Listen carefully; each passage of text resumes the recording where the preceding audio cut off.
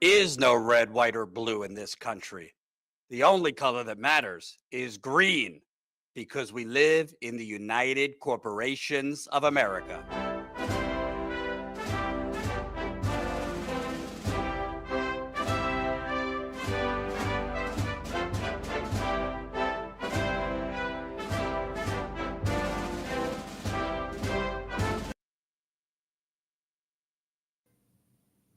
Hey, it's Ashley, and you are watching the Status Coup live stream.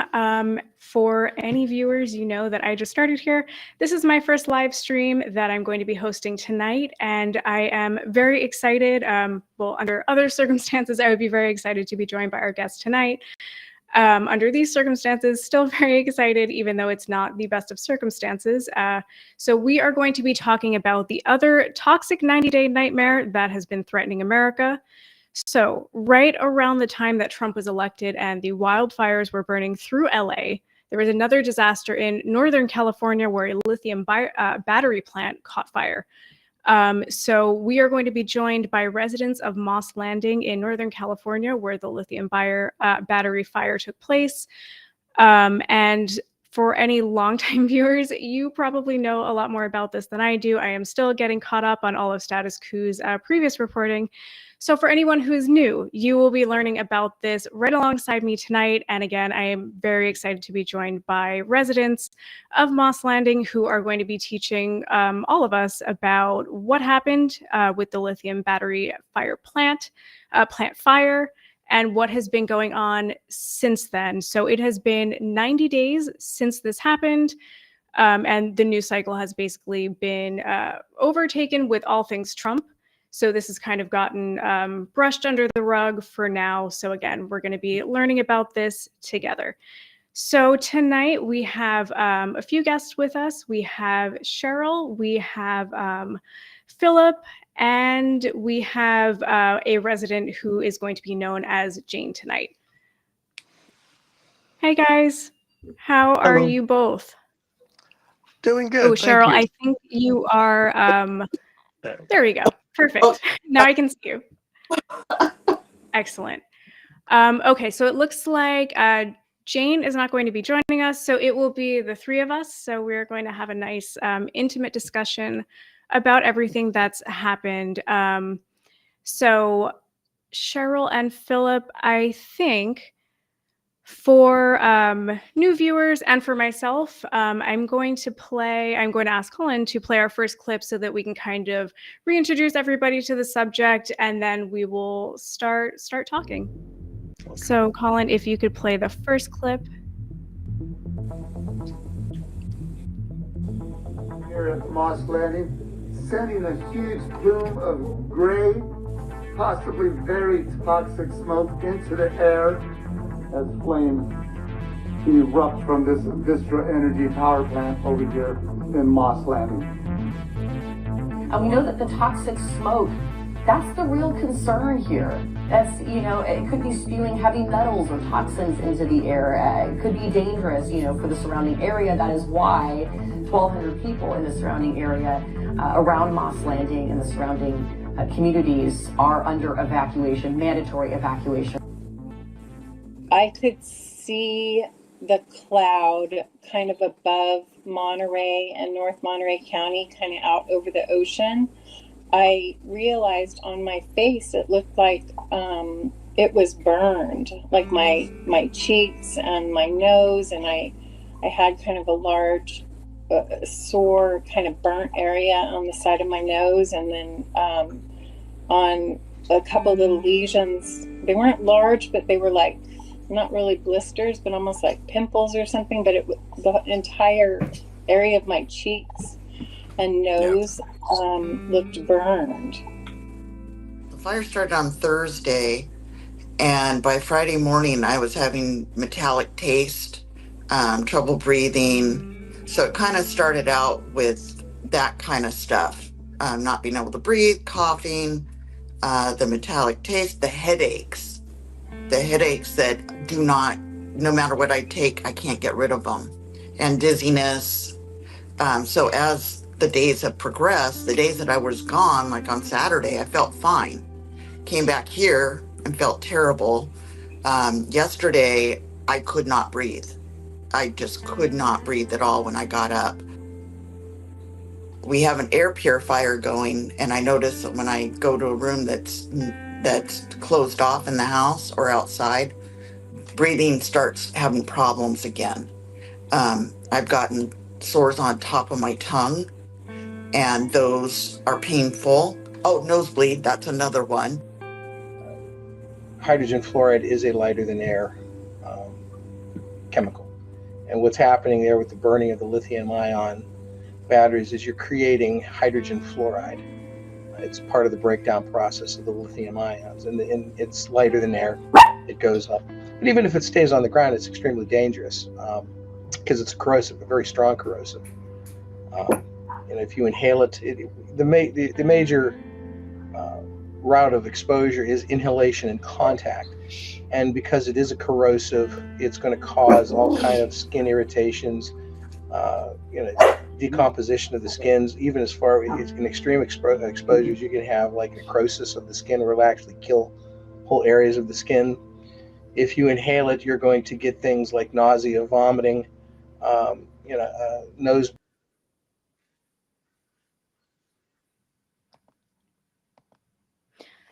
That is absolutely harrowing. I cannot imagine having to go through that. So for anyone who is just joining us now, I'm just going to recap a little bit before we start talking with Philip and Cheryl. So the initial fire at the Vista lithium battery plant started on January 16th, so 90 days ago as of yesterday. Lasted for several days. The fire department couldn't put it out because lithium is reactive to water. So essentially you need to just let the fire burn out. And then there was a secondary fire at that same plant on February 18th. And since the first fire and after the second fire, residents, you all have been experiencing nosebleeds, chemical burns, headaches, dizziness, breathing problems, fatigue, metal taste in mouth, and more. And this is important because it's important because this affects all of the residents in this area, but this also affects other people in the country. So the fire itself happened on the edge of a farming area that's known as the Salad Bowl of America, where apparently 70% of America's vegetables are produced for consumption. So our fruits, vegetables, they are all farmed there. Apparently, independent testing has already found elevated levels of heavy metals in the soil where these crops are grown. This will contaminate a lot of the produce that probably you who are watching are going to be consuming. So this is an issue for everybody in this country. So now that I've done a little bit more preamble, Philip and Cheryl, I want to talk to you guys about your experience with all of this. Whoever wants to get started, I would just say again, it's been 90 days. So what has your experience been like for the last 90 days? So I've been fairly sick. I live about 7 miles from the plant. That was me in one of the clips. Right after the fire had started, I was having trouble breathing. I've had all those symptoms and more, as you mentioned. The plant had I was continually being sick. I think that there was some smoldering and some other things, but I don't have the education to be able to explain everything.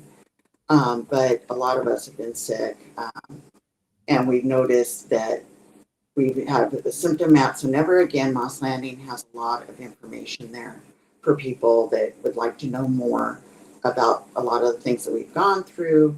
And they are currently trying to get some scientists to weigh in and let us know what is the scientific finding, so that we're basing this on facts and not assumptions.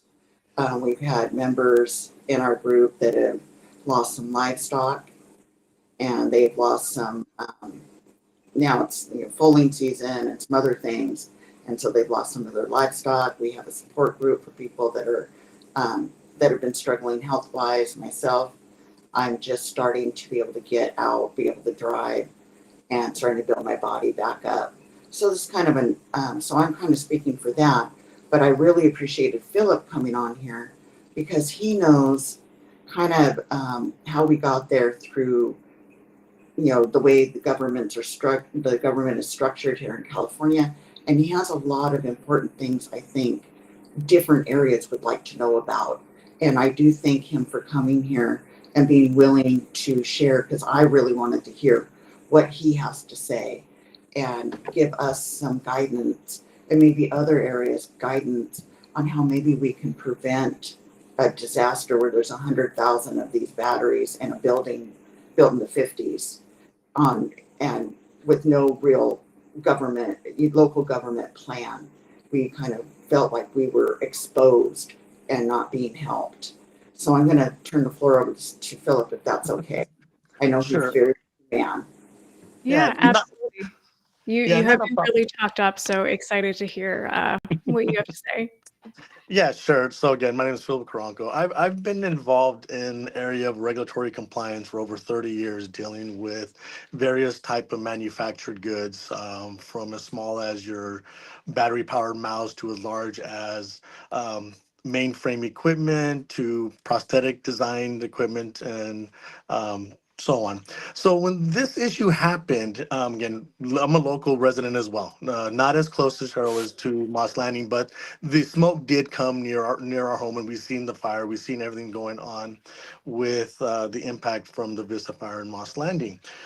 I was well aware of the facility, of it being a battery storage, but I can honestly say I was not aware of the capacity of that facility. I was not aware till the fire that this was the largest one in California at that time, which was very surprising, because one thing that has always been an issue within regulations and compliance for any manufacturer or anything going on is clarity, transparency of what really is the intention of the requirement. When it comes to local governments, come to any regulations, the transparency is very critical, so that people like myself are able to dissect the regulations to really understand what needs to be done per that specific location. Now, this is where I started getting really involved, is to really help out people. Again, regulations are very difficult to read. They're not black and white. They are written in a way where how you interpret them and how you apply them to your specific use case is critical. How other people's um, interpretation also plays a key role. Now, what manufacturers do, and it's just because it's just kind of the letter of the law, is they answer specific questions. They don't want to give you everything unless you are very detailed. So if you don't ask the right questions, you're not going to get the right answer. You're going to get Right. the smoke over. I mean, like, as an example of Vista, they probably came by and said, hey, we're going to provide storage power to the local community. It's going to lower the cost. We're going to give back to the community, give X amount of millions of dollars to local government for taxes. We're also going to lower energy prices. We're going to do all the great thing, clean energy. Yes, thank you. We all going towards clean energy, and that's something that everybody wants. Um, but they don't provide you the right information. They don't provide you, like, the risk, or some of the aspects that can potentially happen, and until something does happen. It's just like anything else. You don't know until something bad happens. And when that bad thing happens, and all of a sudden, you know um, people are concerned. People want to know, how did that happen? How did we get from point A to point Z without anything in between? Like, and it was um, very sad that this has happened. And it's one of the things that constantly bothers, even when I drive down Highway 1, see Moss Land. It's just something, it's a constant reminder. You see the stacks from far away. You could be in Santa Cruz, you see the stacks. If you don't really know what really happened there, it just looks as a great view. Love it. We're very fortunate where we live. But when you start realizing what the impact was to the environment at that given time, it's sad. Your heart sinks, because we love our community. We love the environment. I mean, we love the slough. People will tell you they'll do anything for that slough. But what has to happen is we have to be educated, and that's the key thing on anything we do. Education is critical. Knowing what happens, what's going on is critical. What people sometimes don't understand is if you don't know the answer, if you don't know it, just ask. There's nothing wrong with that. Our local government, our local agencies, you look smarter when you ask questions from experts, from other people. I mean, that makes you like, hey, you said yourself, I didn't know what this meant. I went out and asked local experts that are non-biased to kind of give me an education of what's going on so that I can make the right decision that can benefit the community. And I think that's what happened here was no one knew what was going on. I mean, never again, Moss Nighting. It's like no one knew what was really happening, what was really going on in that facility. We knew that yes, Tesla was there, and that's the only thing I knew. I honestly, I didn't know Vistra was there. I didn't even know about Vistra. I knew Tesla had put batteries because that was well advertised. Okay. But didn't understand, didn't know that Vistra was there and how large of a facility it was. And that's the thing is that, Mhm. people didn't understand. I mean, the community drove by it every day. People, not a problem, what's going on, but didn't understand what was in our backyard. And that's what was key. Can you So, talk a little bit about that? About what was actually going on in this plant that led to this disaster? sure. So what ended up happening? Okay, so again, the facility was an old PG&E facility. So again, it was designed to do what Vistra did. It was designed for energy to come in, be stored, be sent out. It was designed that way, but it was designed for that time period, that technology, what PG&E was using capacitors to store the energy, send it back out. So what Vistra had put there was similar aspect. It's getting power in, it's storing power and putting and sending power back out where needed, selling it to wherever you're done. What didn't get told was how are we storing that energy? They're just probably a battery, but again, people don't understand what that really means. What does it mean to have 1,000 batteries in a building? Sure. We were just told that it's inside. So what ended up happening was like anything else. When you charge something, you keep something on a charger. People have Mhm. laptops, people have cell phones. Your device gets hot. That's just the nature of a battery. When it's constantly getting energy in and just going in and out all the time, going in input output, it generates heat. So it's gonna always get hot. How do you control that? Ventilation. You cool things off. Our cell phones now have thermal shutdowns in them. If it gets too hot, your phone will say Right. not working, shut down, I'm done. The newer devices have now for moisture. I can't plug in my charger, it's detecting moisture. So all these safeguards are put in place so that it prevents your device from having a thermal runaway or having a meltdown. What Sure. happened here was, I believe what Vistra did is they had a huge building. I don't know how many thousand square feet that three-story building was that housed the batteries. So they determined they can fit 1,000 batteries in this facility due to the square footage and the size they needed. Well, when you're stacking batteries on top of each other, you just have so much heat that is being generated at any given time. And you are just Murphy's Law. You're just waiting for a disaster to happen. Sure. And that is what happened. Was basically it was a chain reaction. One got hot, one started a fire, that went to the next one, went to the next one, went to the next one. Um, Suppression systems weren't designed properly to mitigate that type of heat and that type of issue. So it just burned. And that's the problem is that Okay. there needed to be uh, simulations at that time ran to say this is what the theoretical heat can be created within that facility. I mean, it's like anything else. You stack up so much stuff into a room, you get no ventilation. It's gonna get hot, and then you have combustion. It's natural combustion. We see that in everything that we do. Paint containers. We see that with our standard household goods. We know that already because we have been trained, we have been told that you do not put these type of chemicals in these areas because this can happen. That's Sure. the issue here. So we weren't aware. we were not really aware of what's going on. We relied on local ordinances to make sure that they're safe and compliant. I think it's AB 205 was the Okay. bill that was in place that allowed um, the storage facilities to bypass local ordinances. Go to basically it was a streamlined application because basically they wanted an expedite a process so that hey, we want to build this clean energy facility, but we don't want to wait months and possibly years to go through the local permitting process. So Sure. to comply with our governor's clean energy bill and everything else, they needed to have some type of ordinance or bill that would kind of speed up the process, Sure. and make things better.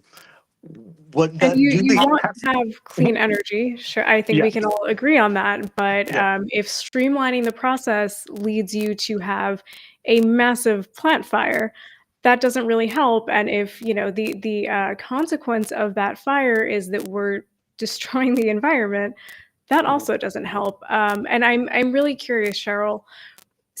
Over this last like 90 days, what has the local government response actually been? Not much. They gave $750 gift cards to people within 2 miles of the plant.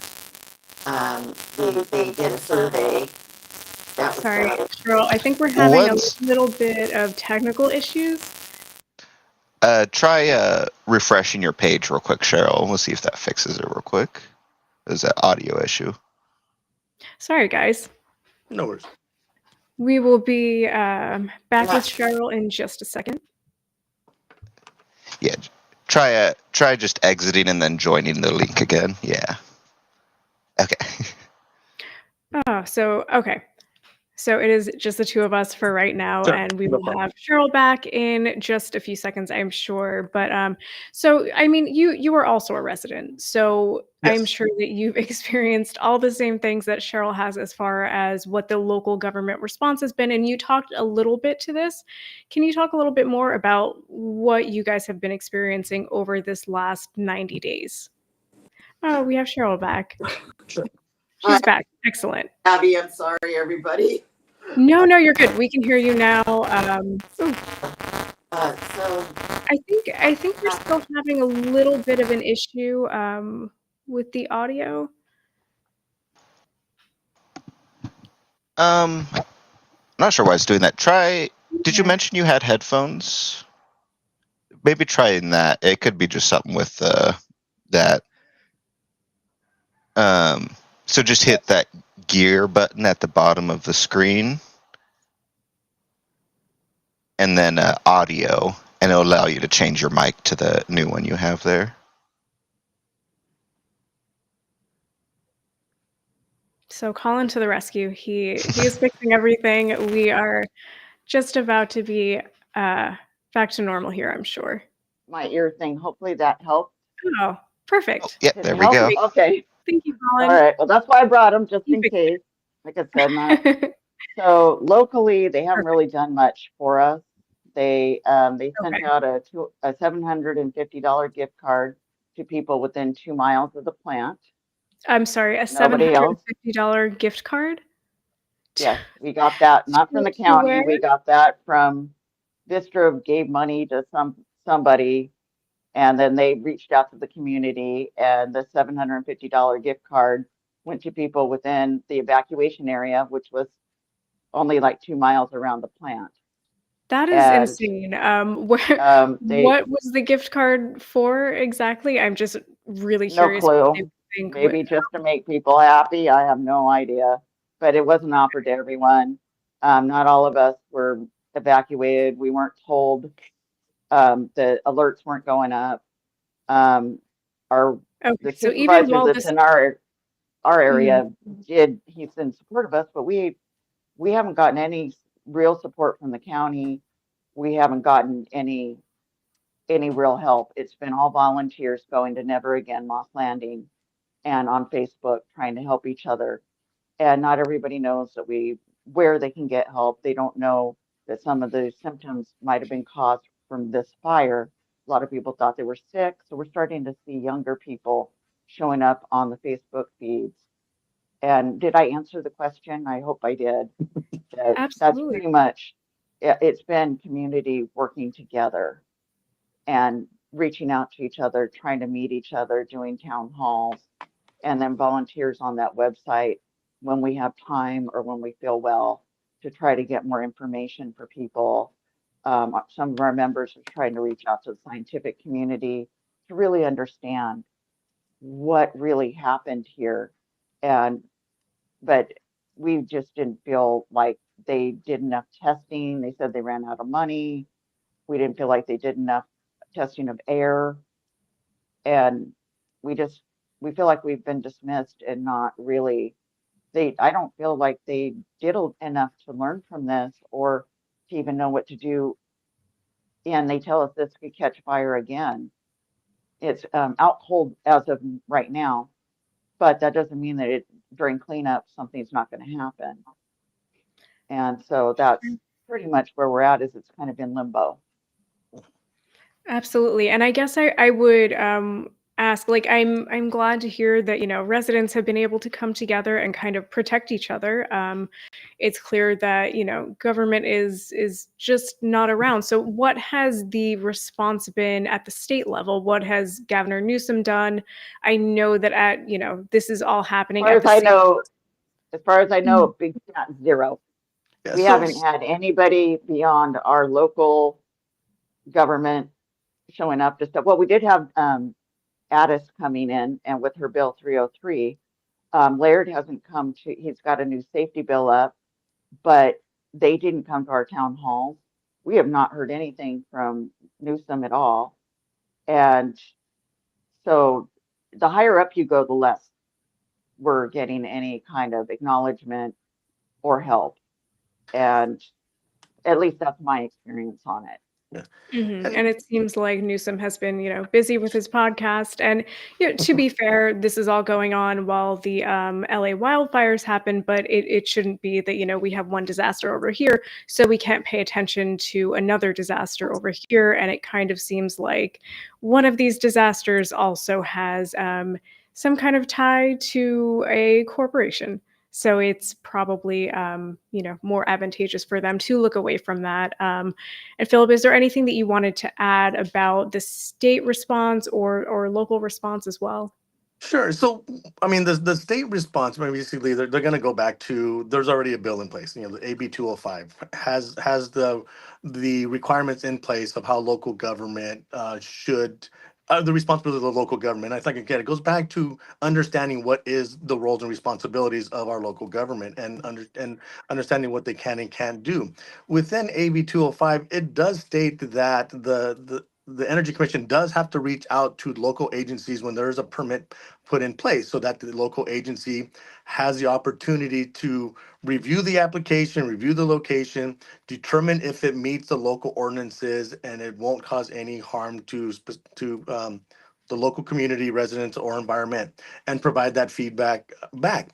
Now, within the AB 205, if local government states that, hey, this application does not meet the requirement, we're denying it from there because it basically doesn't meet the bare minimums. The Energy Commission does have the ability, which is an AB 205, to supersede that if they deem that it's benefit for the community, it's needed for the public. But again, what does that mean? So that's kind of where these other bills come in place, which was the AB 303, which is kind of, I think, right now in limbo. It may not go through because it wanted to remove the Energy Commission from any permit application, basically put all authorities back on local government. That's why I believe it's not going anywhere. It's like, instead of taking it back, we have to work together. We have to really provide the right information, the right ordinances in place so that our state government, the Energy Commission, understands that we do know what is needed. We are stating that renewable energy is needed. We do know that the necessity of this type of storage facility is required, just not in that location. We need to have different locations, and that's where we need to work together with local and state government, and state government should not supersede that. I mean, it's written in the 205 that they can supersede and say, you know what, you said no, but we're going to say yes because we feel it's needed for your community. Okay, but yes, it may be needed, but that location is not viable for that type of environment. So that's where the bills need to be kind of, um, I think, rewritten. And I don't know if Laird is going to do that on his assembly bill to kind of help out, provide better guidance. There needs to be like a technical guidance note to say, here, this is what the state has written. This is what the local government's responsibilities are. This is what we're putting in place. You know, we don't want it near a school. We don't want it near this. These are the areas. So we're not saying no. What we're saying is that that location that you want to put it in just doesn't meet the requirements that we want to put in place to protect our government, to protect our local economy, our local environment. You know, let's find a different location. You know, make the energy companies just look around. You know, don't find the easiest spot in a piece of land that's doesn't have that just open land. I needed 100 acres. Here's an 100-acre plot. Let me put it there and let me apply for it. So the local government have been doing our community has been great about town hall meetings, meeting with the fire marshal there. I've been going to the town hall meetings to help out as well, to kind of provide some insight on the regulations and what we can and can't do, because people need to understand that local government does still have a lot of authority. I mean, we do have a lot of authority. We can change the permitting process. They could change the destination of a piece of land. Like, if it was deemed to be industrial, they may deem it that said, now this is agriculture, that you can't build there. So there is specific things that the local government can put in place. It's just, they just need to understand it, and they need to be willing to push back on the state level. The state isn't, all powerful.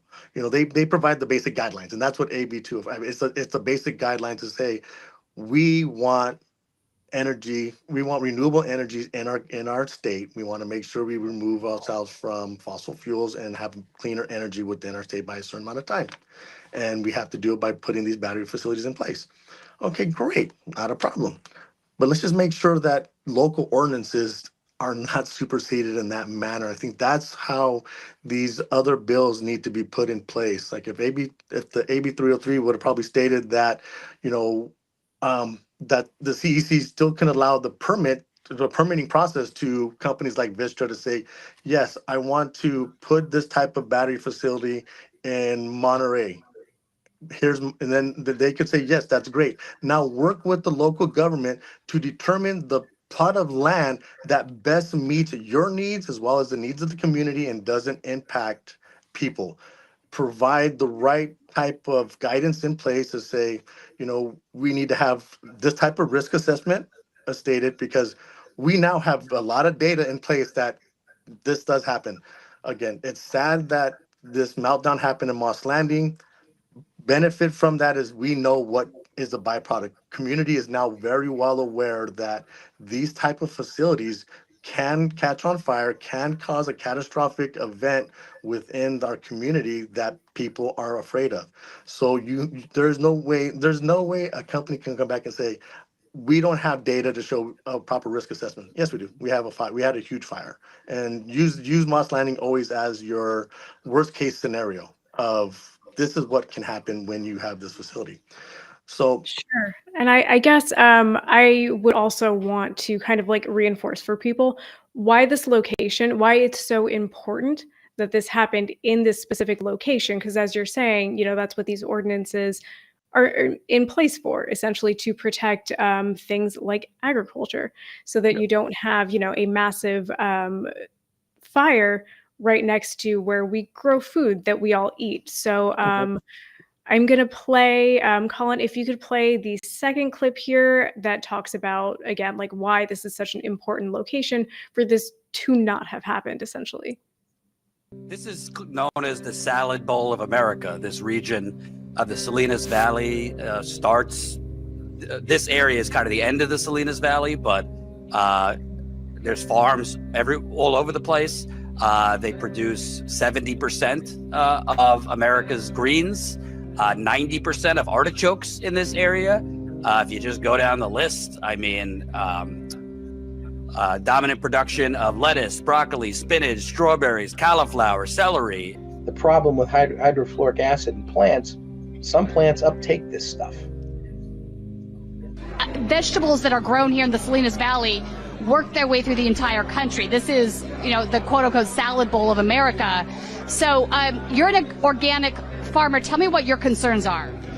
Well, I think what we're going to find is there'll be a lot of sweeping under the rug, because if they test for heavy metals throughout this salad bowl of America, and they start testing how much of that comes up into the lettuce, are they going to turn in all the lettuce? Are they going to cut all the lettuce and take it to be incinerated or whatever?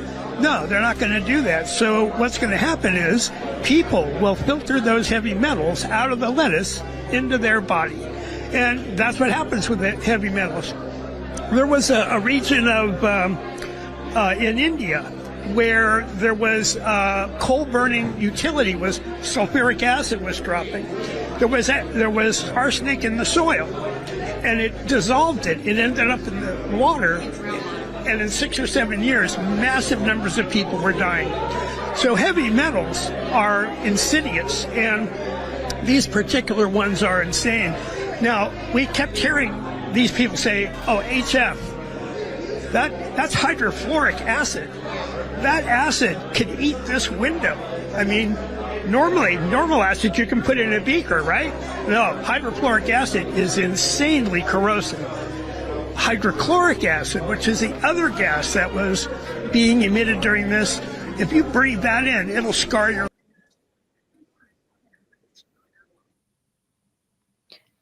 I mean, that is horrifying. I eat a lot of produce every day. I do look specifically for things that are grown in this country. So, I mean, it looks like the salad bowl of America produces roughly 70% of the nation's lettuce, which, I mean, I'm sure a lot of people who are watching this, I'm sure both of you eat on a regular basis. There are 80 different types of fruits and vegetables that are grown there. Nearly all of the leafy greens consumed in the US are grown there. 90% of artichokes grown in North America are also grown there. Additionally, lettuce, broccoli, spinach, strawberries. So like if you buy Driscoll strawberries, those are grown there. Cauliflower, celery, all of these things are grown in this region. A lot of us are probably eating these things just on a regular basis, and now they've been contaminated by this battery plant fire. I don't know. To me, I find that horrifying. Everybody in here should also find that horrifying.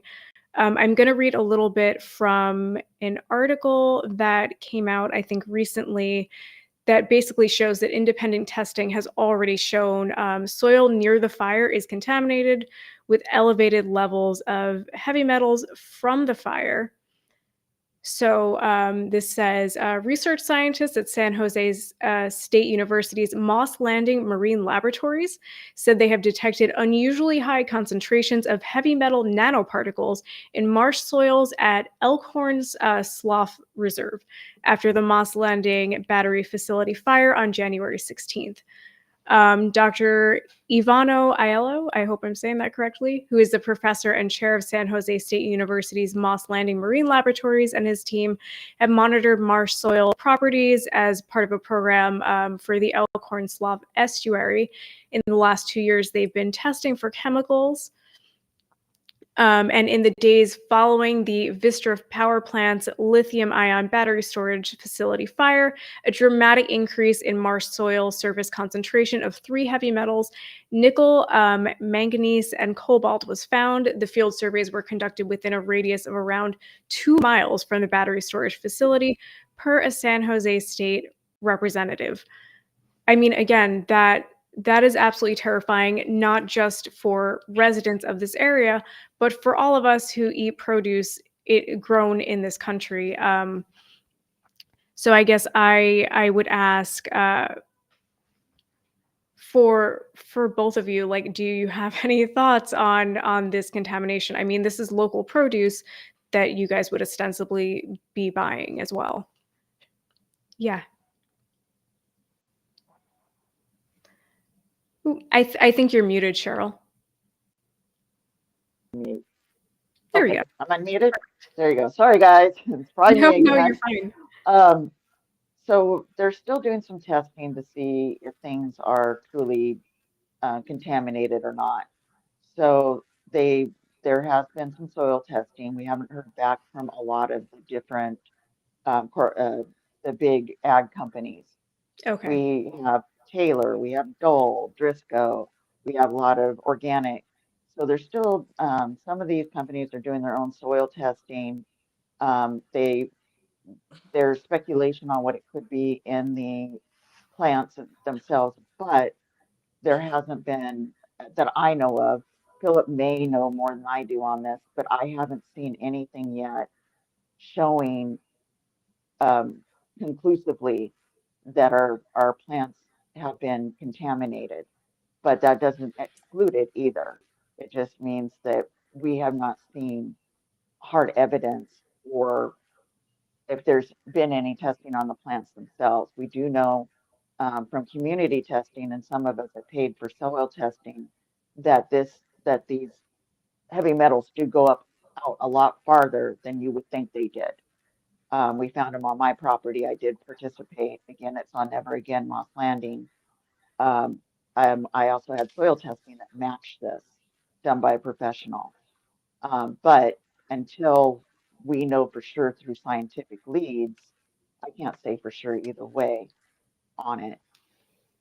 And That that's doesn't mean that also, I'm going to go eat strawberries yeah. either or artichokes. Well, Saying right. that. Yeah. And that's also comes back to the transparency. It's like anything that we're doing right now. We do understand that there were contaminants that put in the air. Now, how many, parts per million? We don't know that. That's the thing, and that's where we want, like EPA to provide the data. I mean, they came back and stated that everything looked fine. It was below the level. How much below? Was it, 10%? We don't know. And that's the thing that we need to understand. I mean, that's kind of why ordinances need to be put in place where what is an acceptable amount? What is not an acceptable amount? We won't know on our produce what is going on. And, is if it is contaminated, does that contaminant affect the human body? I don't know. I have that's why we're also talking about we've also from day one stated that we need to look at creating an advisory committee external of the local government to provide these type of information. Get experts involved. Get people. I have a colleague that's a toxicologist. That's his expertise. He understands heavy metals. Get chemists involved. Get biologists involved. Get local environmentalists involved. Fire prevention. You get every facet of these type of areas into an advisory committee that can help out the local government. Provide information to the community to say, yes, we are aware that these heavy particles got emitted into the air. They are in your food, but they are not harmful. You are going to consume X amount of this type of particles, but it won't hurt you. If you get an expert saying, like Cheryl's saying, the data will show that if it's not harmful, just don't say it's okay. Provide the data. Let people make the judgment to say, okay, if I eat if I ate 30 artichokes a day from Castroville, am I okay? Yes, you should be fine. But again, we don't know that information, and that's the some of the issues that a lot of the local people are having is just give us the answers, give us information. We are concerned, and that impacts local businesses. It impacts the local farmers because no one wants to buy their produce because they're not sure if it's safe to eat.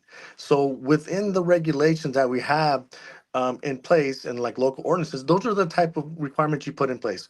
Getting that independent advisory committee created can help support the local government because we currently, staff helps local governments make the decision. Staff's going to ask state experts. Well, state experts are not going to look at the local area. They're looking at different type of regulations at a higher level.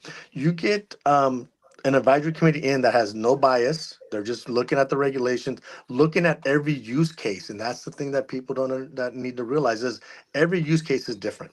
But there is still a fundamental foundation that's going to be across the board. Battery storage, lithium ion batteries, they have this type of byproduct if they catch on fire. But in the use case where it's going to put at, we can advise them to say, if this happens, if there's a fire that happens, here's what can be the effects to our local produce, our local animals, our environment. You want to make sure everybody's safe and happy, and all questions are answered. And that's kind of what needs to be put in place with respect to the regulations that I think Laird is looking at writing. The 303, AB 303 tried to do that, but again, it was just really more of taking away all the authority from the Energy Commission. Well, that's not going to happen because again, the Energy Commission is working on the government's overall requirement of having clean energy by a certain amount of time, by a certain date in our future. But work with each other, get that right information, get these people, get experts involved, and we have a lot of local experts within the facility, and we have experts that are may not be local to our county but are willing to help. I've already reached out to people that are willing to help and want to be involved because they do have concerns. A colleague that's a toxicologist is very involved in ensuring safety of products. He's really big on the PFAS issue that's going on right now. So he's willing to help out at any time to provide the right information to people. So we need to just kind of really work on the ordinances to protect people. We have everybody's concerns and questions. I mean, there's nothing new or questions that have been coming out in the past 90 days. We have a huge database of questions and concerns that the community has. Now let's start addressing them. Let's address them into the regulations. Let's make sure that our local government knows what needs to be done. People need to be aware of what power they have. Again, in the AB 205, it does state that local government has to review the application prior to being permitted. Right away, when an application comes in, local government should address the community. We're having a town hall meeting to discuss this permit. Let's make sure it meets the ordinance. But what we have to do now is we have to get ordinances in place.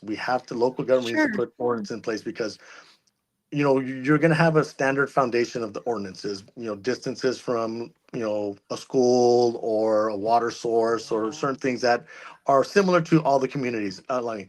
Then you have to separate from every county because every county is also has different concerns. You don't want to build something in Santa Cruz that's maybe in the foothills. We have issues with fire. May not be wanting to do something in Monterey that's near water because there's a concern with water already in Monterey County. So it's understanding the location. And that's what's key here is like making sure that these manufacturers have to work with our local government and ensure that that site that they want to do meets the requirements. So there has to be multiple steps. Has to be a nice little flow chart. Like first is apply your permit, apply your application to the state. State says, okay, you're meeting our minimum requirements. You are going to build a facility that's going to be between 50 megawatts to 200 megawatts of power.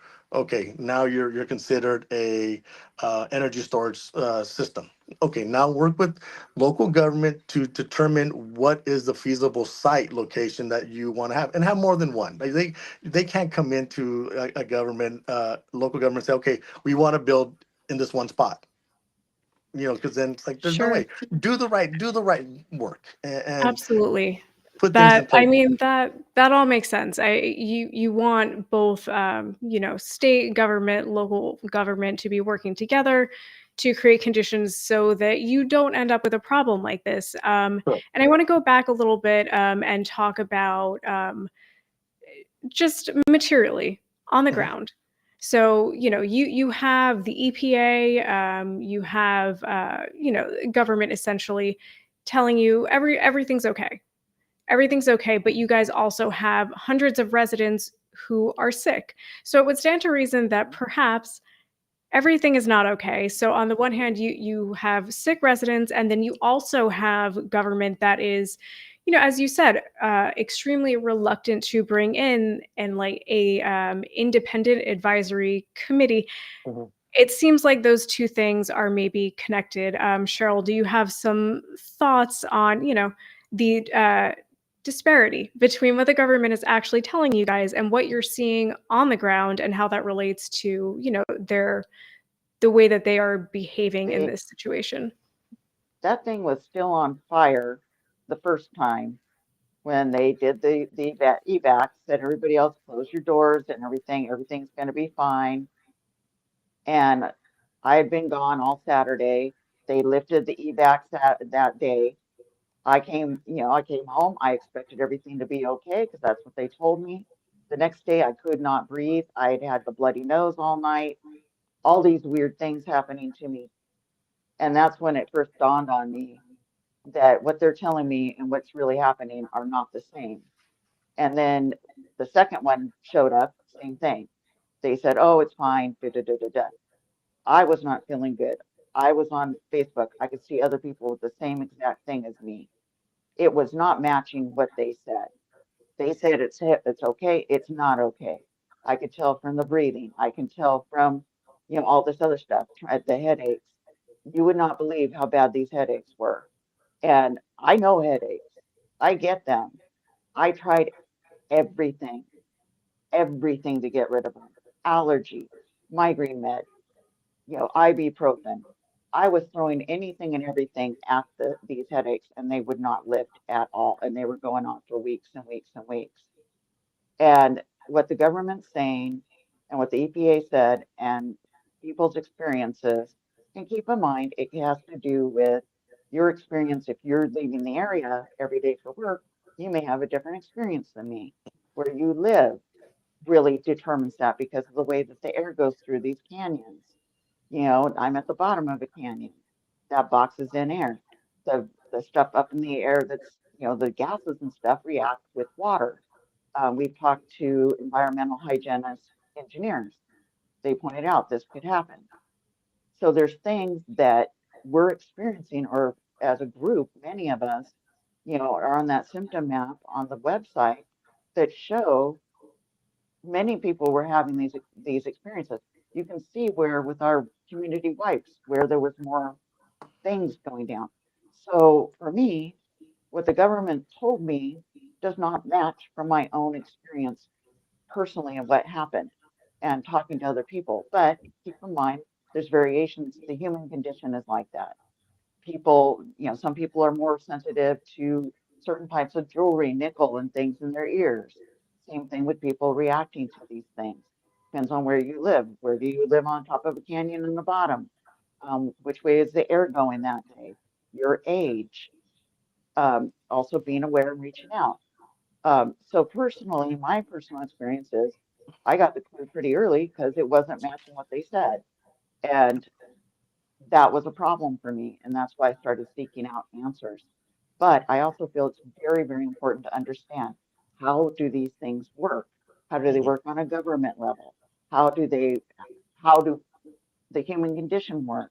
Look at all the elements, talk to people with the education that I do not have to make sure and get correct information. That's why having access to a toxicologist that wants to be involved is so important. Having access to an environmental hygienist that knows what the implications are when something like that goes up. It's not just the batteries, it's the infrastructure inside that building that, there's wires, there's all kinds of things in there. Same thing with a house that goes up in fire. I learned more about lithium batteries than I ever thought I would my whole entire life. I can imagine. These things are the size of a Ram truck.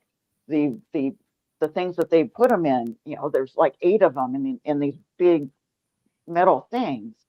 This building had 100,000 of these things. 80% of them burned at the first fire. Thermal runaway. There's all these elements to understand. And I also question how many of our representatives are aware of any of this. Because until it touches you, you think it's safe or you believe what you're told. Until you experience something yourself, you will believe what you've been hearing outside of everything. Sure. And And it seems like that's, the same kind of situation that people in East Palestine and in Flint have also been going through. And, Piqua, yeah, and, Piqua, Ohio. Yeah, mhm. And it's the same sort of situation where the, government is basically saying, "Oh, well, we tested everything. It's fine. Everybody go back to your lives." And I mean, that is crazy. It can happen anywhere in this country. And you guys can't leave. You can't leave. yeah. I mean, how many And people are able to just be like, "Okay, there was a disaster in my hometown where I I live," and then I just, can't leave because my situation. I bought my childhood home. I love it here. So it's oh, not just that, but it's economical for me. But I know other people that are pulling up roots and they're moving. Yeah. Their houses are on the block right now, and they are moving. They're quitting jobs and they're moving out of the area. That's that how is much affected heartbreaking. individuals. Not everyone, but there's that as well. Not everybody can leave or can choose to. And that's also, Philip, have you had the same kind of experience about all this, or because everybody's I experience is different? Yeah, everyone's experience is different. I've had here and there. My wife has had more. She's more susceptible to particles in the Yeah. air. Again, it is going to be variant on the people. So when you do hear, reports from EPA or from others that said everything's okay, air quality is fine. Well, what did you test? What was it? What particles did you test for so that Right. people are, because everyone's different. I mean, I like Cheryl said it. You know, she's more susceptible to certain types of heavy metals that other people may not be. So you don't know what's going to happen. Every individual is different, and that's a key thing. Is we needed to understand first what is the byproduct of a lithium battery burn. When is it the most dangerous? Again, learning about this is it's most dangerous in the first few minutes of burning. That's when all the toxins are in the air. That is when you're more apt to being really susceptible to a lot of the toxins that can really affect the body. But we don't know how it affects other people long term. It's in the air. People are more susceptible because of, various conditions, various circumstances where your immune system is lower than others. People are more susceptible, just like a common cold. Some get it, some don't. So knowing all this information is what's really key and valuable. And it's what people don't get is that they already have that information. The manufacturers know exactly what is the byproduct because they have to test to those. They have to go through, UL certification or all safety regulations for a battery. Again, a single battery. So they test a single battery to ensure that it meets the regulations that it's supposed to comply to within their scope. And they'll do simulations on, okay, if it's put tied in together with 10, it should only get this hot. We need to understand that, okay, if it's in a larger building, like the 1,000 that we had, was there a simulation that would shown that if 1,000 of these batteries are put in this area, we were not going to have a catastrophic failure? Those are some of the regulations that are now coming into place with respect to, I think they're coming out with the NF, it's a National Fire Protection Association that did like 855, the latest version of that, which is now coming into place for the installation of these energy storage facilities. Now within that though, we have to be very specific on how many batteries go into a container. So, and then you have to start taking a look at um, the prevention. So if your container has a thermal meltdown of 5,000 degrees, as an example, and you put in 10 batteries in there, but yet if those all burn at the same time, it generates 15,000 degrees. Well, then you have a failure. Your container will not contain the heat. It's going to fail. The device is going to be what happened in Moss Landing. So then you have to say, okay, you can't put 10 because you're going to exceed the thermal threshold of that container. You can only do 3. Will the company that wants to install it be upset? Yeah, because now they have to put more. They have to spend more money because it's now causes. That's too bad. This is what the regulation should state, and that's where local government ordinance need to be put in place so that people can feel confident that yes, it's going to stay in that little box. It's going to burn, but it's going to stay in that little box. It's not going to jump and jump and jump. And then with respect to health, it's everybody's different. I mean, you can't say the air is good. I mean, we have bad air days all the time in different areas. that affects people differently. So to say that it's good, and someone gets sick, you don't know how it's going to affect people. So you need to just let them be aware of these are the amount of particles in the air, and if you do feel some symptoms, yes, go see your doctor to make sure that you can help feel better. And we don't know if it's still going to be in the air. I mean, it's still, I believe it's still smoldering. I mean, those lithium batteries burn forever in a sense. So it's still smoldering. True. It's just not a huge fire. So there's still toxins going in the air that people in the local around the area are going to feel. Some days are probably better than others, and Cheryl can attest to that. If some days she's okay, and some days, again, I can't attest to that because we're a little further away. But people have different susceptibilities to these type of areas.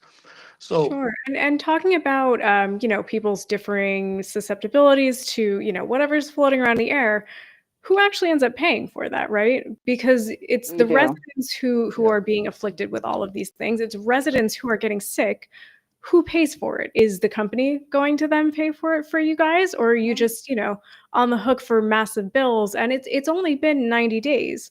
So, I don't mean to, say this in an insensitive way, but people don't know what's going to happen with Mhm. prolonged exposure to these things, which is also something that an independent advisory council could help figure out, could help to, Well, prepare people and to figure out a way to prepare people for any eventual medical costs as well.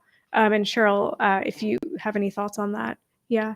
well, one of the big, so I'm heavily into the health and system and symptoms group part of everything. And our doctors, even our ERs, were not informed about what to look for with this, what to know about this. There were people that had That's gone in crazy. and were dismissed with burns on Mhm. their bodies, exposed areas. Mhm. I had some on my hands that I didn't know was from this when I did the ghost wipes for the community. When I went in to get checked by the doctor, I didn't know to report that. She saw sores, but I didn't know where they came from. Of course. But ERs were not informed.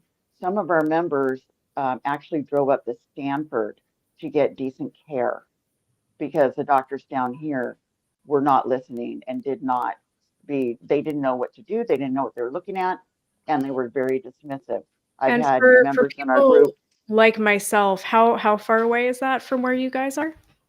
Uh, It's a good, what, hour and a half yeah, up it's to about an hour and a half. Stanford? Yeah. Okay. Yeah, Which, I you got mean, to go that's north. decently far.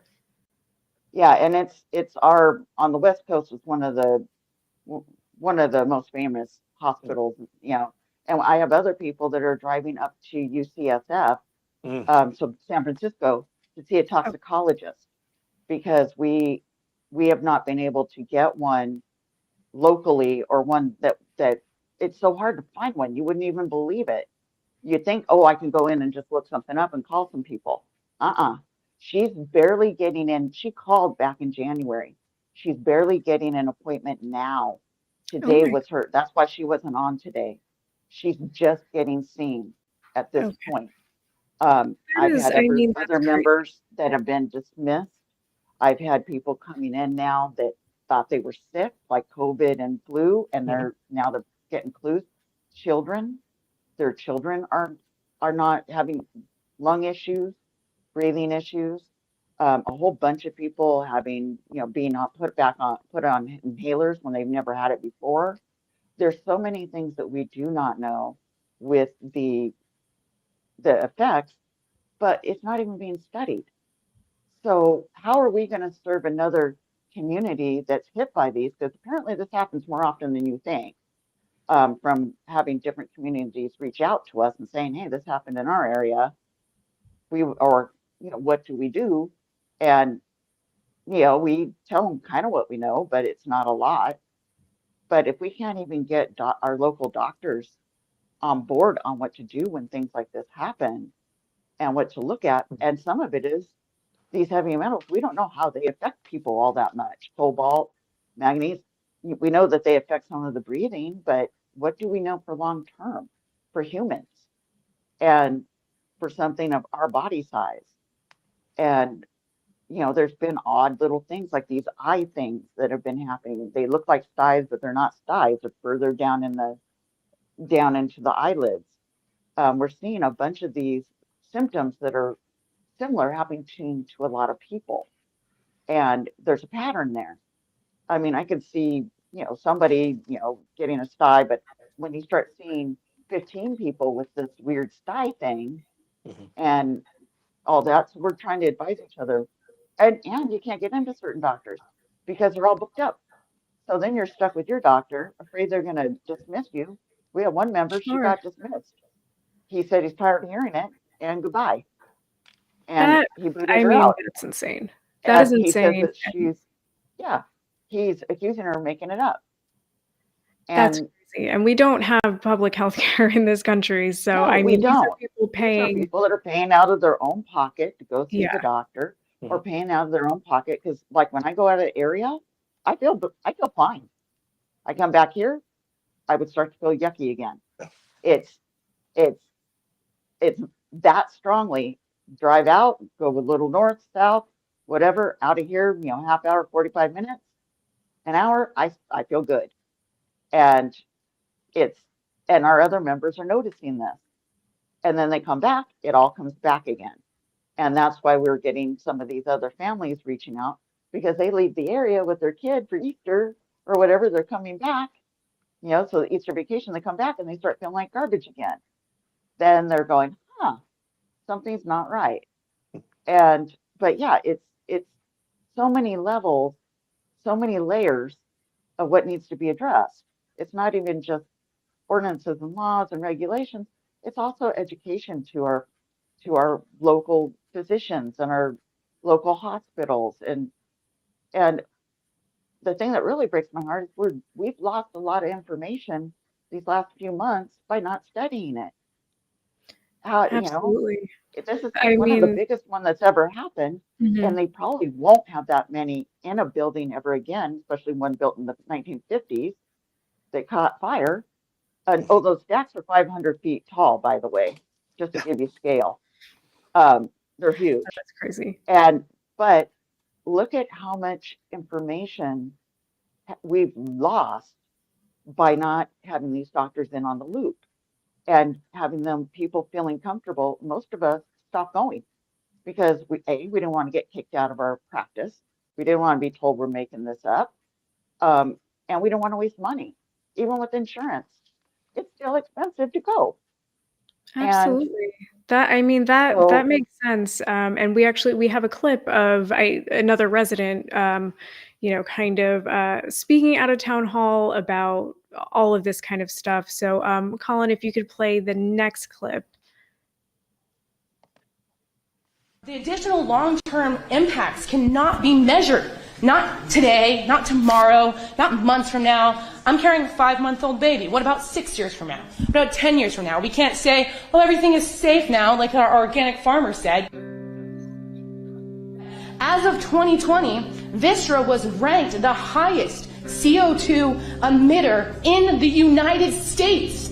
Okay, guys? This is not green energy. This is not saving our environment. This is not reducing carbon emissions. This is shaking hands between politicians and giant organizations saying that we have a futuristic energy that we don't know how to contain, we don't know how to control, we don't know how to store safely, and we want to put wind farms up and down the coast and a Moss Landing Vistra power plant storing batteries in Morro Bay, in San Jose, in Watsonville.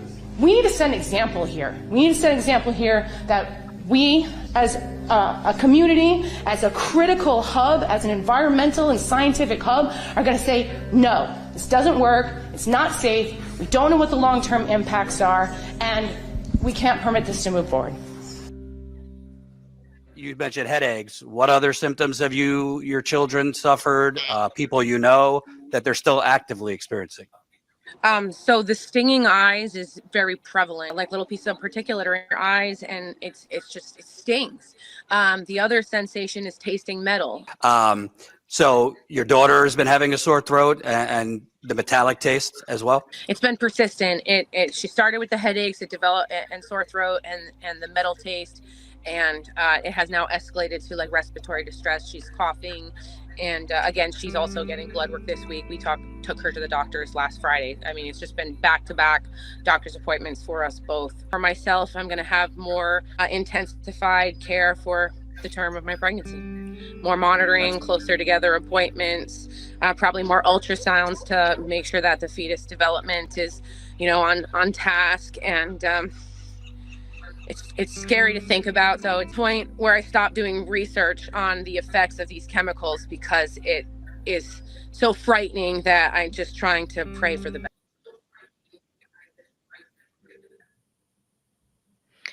I mean, again, I am just horrified by all of this, and that poor woman is pregnant and dealing with all of these. That's scary enough in itself. Yeah. Oh, I think you're muted.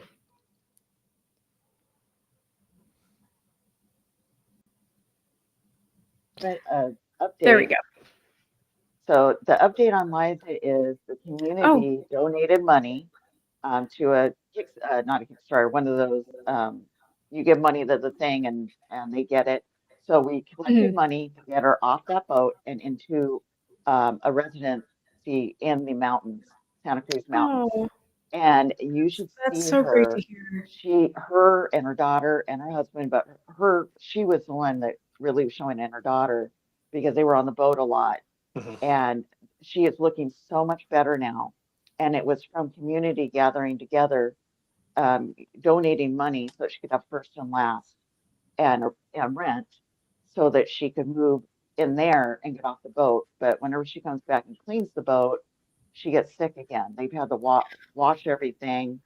There was just, it's been so much, but when you see her on video now, and she's a lot more pregnant now, by the way, a whole lot more pregnant, but she's looking so much better health-wise, just in her skin and her body. So that's my update. That is a wonderful update. I am so glad to hear that. And this is a horrible story, but it's also really heartwarming to hear that the community has come together to do all the things that the government should be doing for you guys. But again, I'm really glad to hear that she's doing well now, and that is a very good update. I'm glad that we played that one so that we can know about that. But yeah, I would assume that there are some people who have not been as lucky, who are still just dealing with all of this, and it's just like terrifying the thought of being in your home and knowing that this is happening, that you're being subject to poisoning essentially, and there's no escape from it. There's no escape. Like I live in New York City. If something happened today and I needed to leave like tomorrow, it would not be possible. Like I couldn't do it. And I'm sure that most people probably can't. Most people can't afford to, camp out in a hotel for however many weeks or just say, oh, well, I guess I can't live here anymore. I guess I just have to leave. Most people can't do that. And again, it's really wonderful to hear the community support that everyone's had, but there's always going to be people who, for whatever reason, are still subject to these things, and it's terrifying that the government is just, letting everyone hang out to dry, just like they did in East Palestine and in Flint, and every other place where something like this has happened. And Ashley, I just saw the time. I promised Philip that it was only going to be 1 hour. Oh, no worries. We're fine. We're okay. Okay, I'm just checking in with you. No worries. It's fine. I told Jessica 1 hour, and so I'm like, okay, I want to make sure that you're not. I'm okay. Okay, good.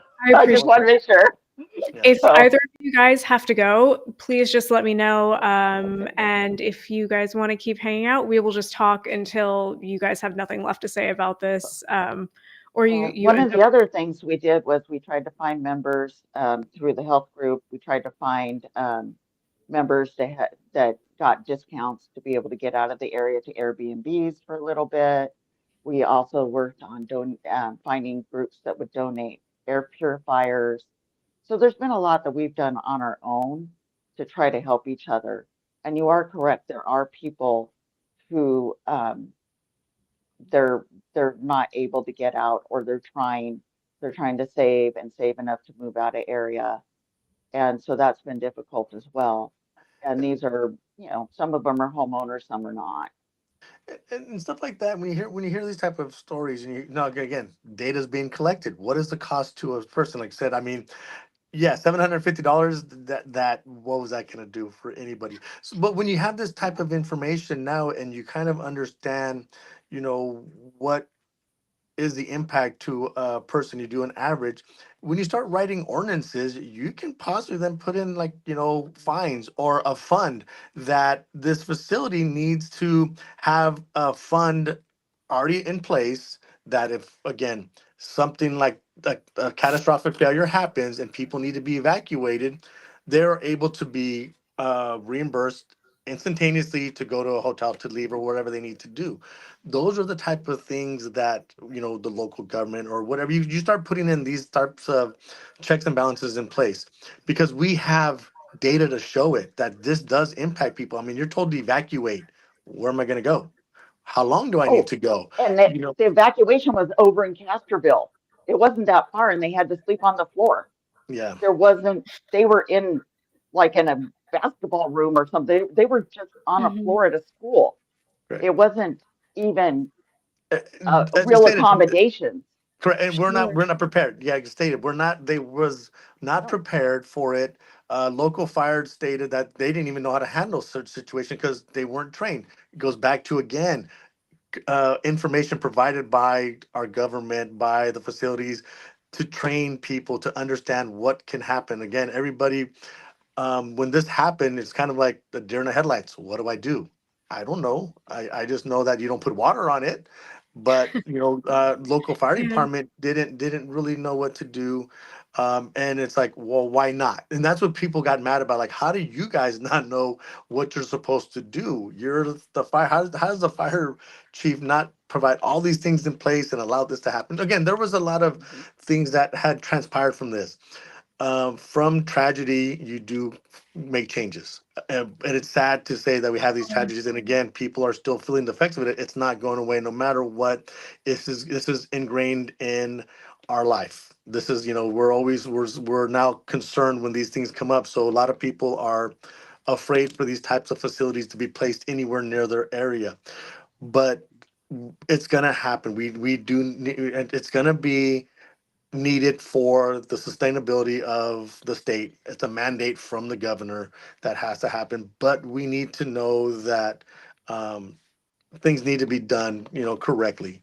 So, it just, Sure. get the ordinances in place, get the right information, work with our local governments, and let's get the specific ordinances in line to ensure that the facility that gets placed in a certain area meets the requirements of our local government, and that they have the final say, and allow, the state to, okay, you can provide the permit, but the local government has the ability to say that spot isn't correct because it doesn't meet all our requirements, and you can't supersede us. So I think that's what should happen within the next, like, iteration of another bill that's right, like if it's AB 303A or what Supervisor Laird is creating, have that aspect that where the state cannot supersede it. If it doesn't meet the requirements, it doesn't meet the requirements. Let's find a different location and let's see what we can work Sure. together with each other. I think, to kind of yes and what you're saying, all of these things are going to become all the more important as we do try to transition to clean energy and all of that. You don't want the transition to clean energy to be, uh, besotted with the same sort of issues that you have right now, with, let's say, not clean energy. Mhm. That doesn't make anything better. That doesn't make anything better. And it doesn't, help this transition. It doesn't make people want to say, oh, well, we actually, in our community, we want a lithium battery plant here. Mhm. We want to support the transition to clean energy. Nobody wants that if, you're going to have the idea hanging over your head that there could be a massive fire and it's going to, poison the local residents, poison whatever agriculture there might be in the area. It doesn't help anybody. So I guess I would want to ask before I start letting you guys go, what do you want to see moving forward? So we've talked about, listening to local government, having these ordinances in place. Is there anything else that you guys want to see moving forward for residents here and just across the country so we can hopefully not have this happen again? What I would like to see is, again, this is education. Reach out to experts. Reach out to people that can help within ordinance, like myself, to help out with the regulations, to understand the loopholes that potentially are there, and making sure that those gaps are filled and we do meet the requirements and we do put in the regulations, because local government does have a lot of strength to put a lot of ordinances in place to ensure that their community is safe. It's just making sure that each of our supervisors that we have just reach out, get the information before you make a decision if this is, right for your community, and making sure that you did everything, you checked all the boxes, you did the due diligence, the companies did site surveys and provided alternatives if there is alternatives. I mean, there's so many things that can be done. Let's just start moving forward that way. We cannot stop at just, okay, this, this bill's already in place, AB 205 and that we're done. No, local government does have the ability, and it is called out in AB 205 that they do have to review the documents, but there is a lot more power that should be put back to them, and they do have a lot of power to ensure the safety of their community. And it's just move forward and just be transparent. Give us the information. Let us know, what is exactly you're looking at doing. What is it? If it is a lithium battery plant, okay, great. And did you take a look at alternatives? Did you try different type of batteries that could possibly be used? Maybe not, again, but it just provide that information. We need to be more transparency. I think that's what is moving forward. And our local governments working with the community, working with experts, and just get all the information that is readily available, and making the right decision with the right data is what I'd like to see. And then again, like I said, the advisory committee, I'm going to still keep pushing that external advisory Good one. committee that, I have experts waiting to just, let's start doing it. And so that we can provide the guidance and we can help out, because it's needed. It's needed now. It's already, it's already happened. It's gonna happen. It's already happened. So now let's prevent it from happening again.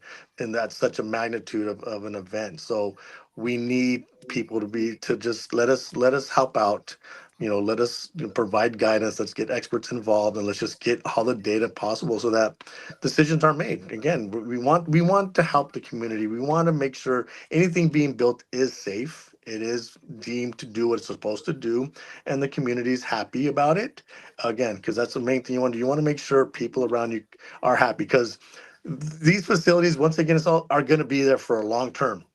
Possibly it's going to be like my grandchildren are going to be around with the facilities still there. So I want to make sure it is safe for them and maybe the next generation, because again, it's gonna continue. So we need to just ensure that all the information is readily available. I'm gonna, like I said, keep pushing the advisory committee. I'm gonna, every time I get an opportunity to talk about that, it has to be done so that we can just make sure people are given the right information. Absolutely. I'm completely on board about the advisory committee. Um, Representatives come and go. Mhm. You know, they could be here today, gone tomorrow. They could die in a car accident for all we know, or they get voted out. We need an advisory committee that is educated on this, can advise properly, and help get them educated quickly and up to date, and and know what to do on all these things, so that we're not, like poor Glenn Church, our local supervisor, had to get this happens. He wasn't in office when this got voted in. He wasn't there, so he had to quickly start learning about it and finding out about it because it affected him. So, but if there's an advisory committee, anybody who's new stepping up into their position can go get Mhm. proper education on it, and they know what to be looking for, but also checkpoints. This is what your firefighters should know. This is something, that and as this tech is going quick. Mhm. It, this thing, 5 years ago, they're saying now that's antiquated tech that was in that building, and they're trying to update. So there's 25% of these plants that are still antiquated tech, apparently, and 75 are the newer tech. Well, that newer tech's going to be old quickly too, as quickly as they're going on it. And we need a committee, an advisory committee that understands this tech, understands its It's evolution as it goes along, and can advise somebody who doesn't have that education. And these are really smart people that are in there that know the chemistry or whatever they need to know. The toxicologist can say what's going to happen to humans or to your livestock or whatever else, and being smart about where you're putting these. That Santa Cruz County, the county over us, counties don't magically have a wall that goes up when a disaster like this happens. You know, it's what, 8-10 miles from the plant is the next county line. And they're talking about putting one in Watsonville. That's not that far from the plant. They want to put that on ag land. Then they got another one by Aptos High, and they have another one that they want to put by the hospital. That's people around there. And it may not be as big, but it still can pose a problem. And they need to be smart about where they put these. And also, it breaks my heart when I see ag land being built on. We have a unique area. This land grows stuff and grows what we do because of our area, the way that our soil is, the way that our bog goes rolling in and out. It's unique. When we build on it, you can't get it back. Once you put a building on there or you put industrial stuff on there, that soil is ruined now. You can't take that building off and be able to do anything there anymore. You just lost that beautiful land that grows that beautiful plants that feeds people and keeps them healthy. The other thing is, there's so many things we don't know. And if we had a advisory committee, maybe they could look into, what is going on with our plants. What did they absorb? How long does that soil take to recover from whatever this is, Right. if it is affected long term? We don't know. And we're not going to know unless somebody looks at it. Somebody puts up the money to look at it. The county claimed they were out of money. They couldn't do any more testing. They claimed that they didn't want to test for certain chemicals in the air because it wasn't prudent. These are things that should, if you have something like that in your area, they should be able to test for the things that this company that put it in, like Philip said, they know what goes into the air after these things burn. They know what to look for. Our our government, our counties ought to know that. They ought to know exactly what they should be testing for, and they should have the equipment to do so. Drones that can go up and check into the smoke plume to see what is coming out of there. Look at neighboring counties that have better ordinances than we do. There's so much education that would be so much easier if they could go to a committee and go, okay, what do I need to know? Da, da, da, da, da. This is what we have. Absolutely. So that we're not depending on somebody new to vote in something that they have nothing, and counties can't afford to hire these specialists all the time or have, it's, like I said, it's a tech that has taken off and keeps going quickly. And we need somebody that's on top of that. And Absolutely. And I think, to your point, to both of your points about education, when all of these things fail, I think it is also the job of the media to shine a light on these things. And I'm just going to shout out Status Coup here. They did a lot of reporting on this for months before I actually was even part of here. So not shouting out myself, I'm shouting out Tina, who was on the ground, and everybody and else. they were here from the very beginning when it happened. Jordan contacted, he reached out, and Status Coup, there's only been a handful of independent reporting things that are actually covering this and looking into it. We've had local news do a little bit. We've had the Monterey County Weekly do something, and they actually talked about how one of the metal door, when this thing exploded, the door went 75 feet away from the building. Oh my God. Yeah, when it That's first caught crazy. fire. That is scary that they can explode like this.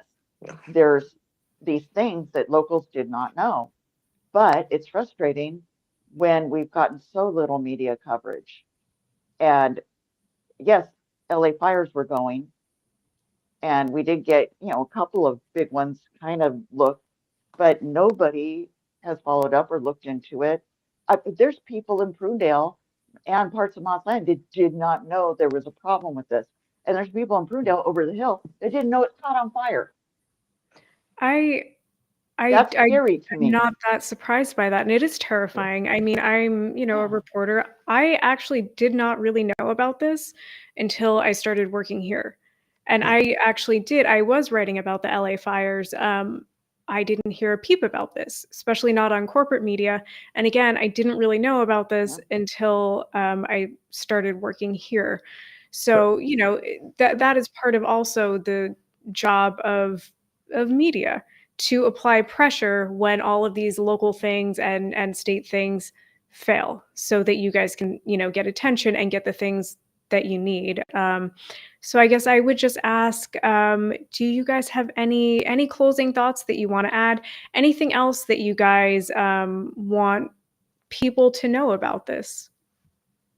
From my end, it just basically there are things that we can do as a community. There are things that we have the ability to put in place. We can pressure our supervisors, and just have an open conversation, but be, using the data, using the science. There is, there is going to be emotion, and it just that's inherent for people.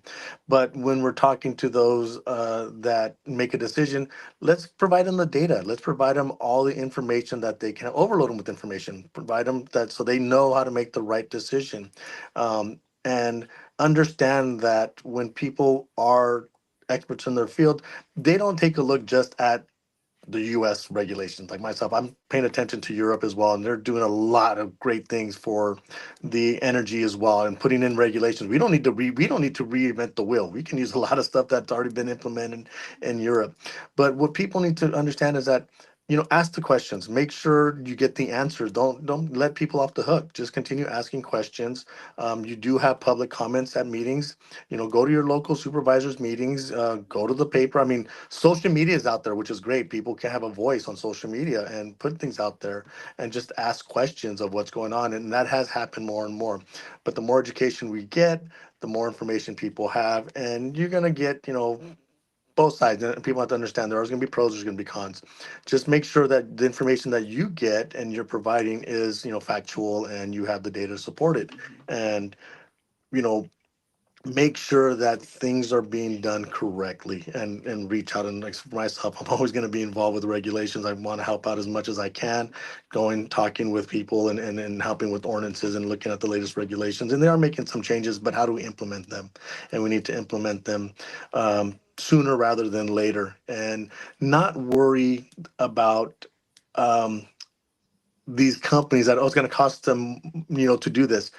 If they want to put a facility in your location, then they need to understand that there's going to cost. And, we shouldn't give any, subsidies or anything like that. It's people. It's things that need to be done. So just, don't give up the fight, in a sense. Keep asking questions. Keep, putting on the pressure to our local governments. Keep bringing up that, reach out to other experts. Reach out outside of the state. Check, look at, an advisory committee. Look at other experts. Call people. Talk to people. Find out what you need to know and get that information. Let other, knowledge is power. It's always been stated, knowledge is power. So the more information we have, the better it is. And it is true. Media hasn't been that great. I have colleagues in the Bay Area that didn't even know when it was happening in Moss Landing. I just kind of told them, hey, be careful. If you're planning on going to Monterey, just let you know you can't go this route because there's a fire in Moss Landing that's causing problems. No clue about what was going on, because again, different it's only 50 miles away, but that's kind of like a whole different county in a whole different, area. So they're not aware of what's going on in our local area. So um, my thoughts are just continue to ask questions. Don't ever think you don't have a voice. The worst question is the one not asked. So ask those questions, and let's get and if you're not happy with that answer, find somebody else that can give you more information. One person's opinion is not the end all of that's their ruling or not. That if you don't like it, do some more research, get to someone else that has an opinion, and then provide that information to people. Absolutely. That's all really, really well said. I really appreciate that. And Cheryl, any other final thoughts from you? Anything that you want other people to know? Well, I'm hoping that people listen because Philip's right. We're going to start seeing these not just here in California. It's going to go across the United States. Yeah. That's why I felt that getting his input and viewpoint was so important because this will affect eventually everybody as these things are being put in everywhere. And knowing what to do, knowing where to get the education on what's going on is important. And it was hopeful too. Thank you, Philip, because that gave Yeah, me a you're lot of welcome. hope. Sometimes you feel like you're fighting so long, say you're tired. Yeah. You're not sure they're listening. You're not sure, I went to the supervisor meeting and Addis's bill was voted down Hmm. because the one lady on the committee wasn't educated on it yet. Yeah. And so and it's it's too bad because I think we needed to start somewhere in there. Um, Laird's bill is putting in some safeties, but I think it's it needs to be looked into. It may need to be tweaked a little bit. I don't know, but at least it's a start. It Yeah. wasn't there when this first went in. It wasn't available, but now we have something and we're seeing something. But yes, get involved, pay attention. They want to build one of these in here, and wherever you are, look, do some homework, find out where they want to put this, and really be careful because what happened to us could happen anywhere. Mhm. It's not, and it's true. These guys, these companies can spend the money to be safer. They have it, and they should be, because it's not just getting power, storing power or whatever and getting it back out at certain times of the day. It also affects people's lives, Yeah. not only their physical life, but their livelihood, but it also is going to affect their children and their children's children. It's not just, what's going on this second or, you know, immediate. It can affect for a long time. And something poisons your water or gets into the water table, or you have to really look into that and then look at where they yes, they want to put it in on low population areas, but is that a smart area to put it in? Mhm. Is that the best place to do it? And just hopefully this gave people things to think about and realize that this could be an issue for them someday, not just with us. Absolutely. Again, that's all really well said, and it is already an issue for everybody. It's not just an issue for you guys. You are all suffering, the worst effects of this, but it does affect everybody because this is where our food is grown. You don't want your food to be contaminated with all of these chemicals. That just makes a lot of common sense. So It I would just make us feel more confident eating if we knew it was okay. absolutely. I gotta go now. I guess I have to continue Okay. the meeting in a second. I appreciate the time and appreciate Ashley and Cheryl for having me on. Thank you very Thank you much. so much, Philip. Appreciate you being here. No And problem. we'll talk soon. Yes. Cheryl, before I let you go, I just want to say one more time, shout out to Status Coup for being here and for covering this whole time, and for Tina being on the ground, and obviously Jordan being on the ground too, for everybody at Status Coup who's been covering this. If people want to see us covering more things, please do consider becoming a paid member so that we can go on the ground and be here in the places that need a voice, that need media covering them, where corporate media has ignored, neglected, all of that stuff. So again, if you can, please consider becoming a paid member. You can join at statuscoup.com/join, and you can join for as little as $5 a month to keep our reporting going. And thank you again for being here. I really appreciate this. I love hearing your story, and I love all the heartwarming updates on residents. We will stay on this, and I'm sure that we will talk to you again in the future. So thank you again, Cheryl, and thank you for everyone on the live stream who's with us and has been listening, and we'll see you again soon. All right. Bye, everybody. Thank you. Bye. Bye.